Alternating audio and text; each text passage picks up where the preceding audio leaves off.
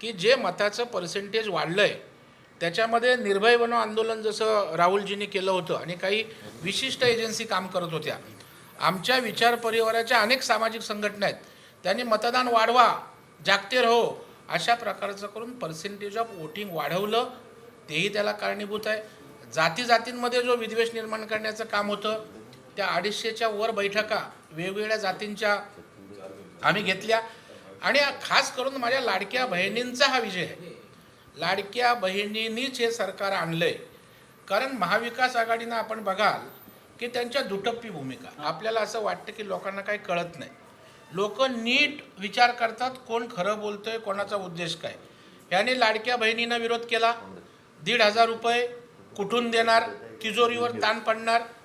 दुसऱ्या बाजूला त्या ठिकाणी कोर्टामध्ये पाठवलं आणि आमच्या 1,500मुळे तिजोरीवर ताण पडणार आणि यांच्या अजेंडामध्ये 1,500चे 3,000 देणार.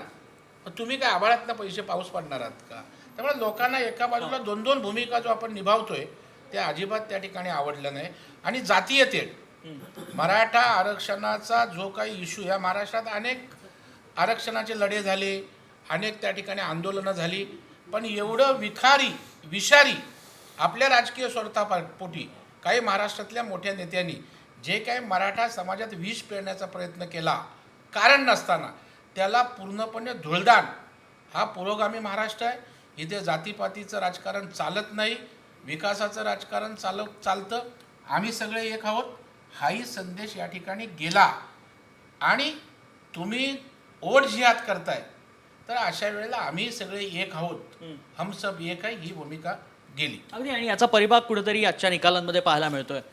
मुळात आत्ता तरी आहे ना, मी सर्वांना विनंती करेल की आता निवडणुका झालेल्या आहेत, बऱ्यापैकी निकाल समोर आलेले आहेत. आता बटेंगे तर कटेंगे, वोट जिहाद हे विषय आपण आता इथं थांबवले तर बरं होतील, कारण पुढच्या काळामध्ये बरं. ताई तुमचा मुद्दा महत्वाचा होता. ताई आपण केला की प्रवीण दरेकर जे मध्ये आले म्हणून राहिला आपला. आता दरेकर साहेबांनी पण सांगितलं की आम्ही खूप मेहनत केली, तर आमच्या मोठे वरिष्ठ नेत्यांनी पण खूप मेहनत केली, खूप सभा घेतल्या. असं काही नाही की आम्ही हातावर हात देऊन बसून होतो. का राहुल गांधी भारत जोडो यात्रा म्हणजे त्यांनी मणिपूरपासून मुंबई आणि कन्याकुमारीपासून चालत काढली. सगळ्यांनीच मेहनत केली. सावरकरांवर जे पंतप्रधान तर सत्यात अजून शिवाशाप मणिपूरलाही गेले देणं, नाही साधे. सावरकरांबद्दल अतिशय खालच्या पातळीचं मनीषा ताई, बोलणं, मला पूर्ण करू ऐका द्या. ना, मला हे पूर्ण- लोकांना नाही आवडलं ना अहो, विद्याताई. निलेश-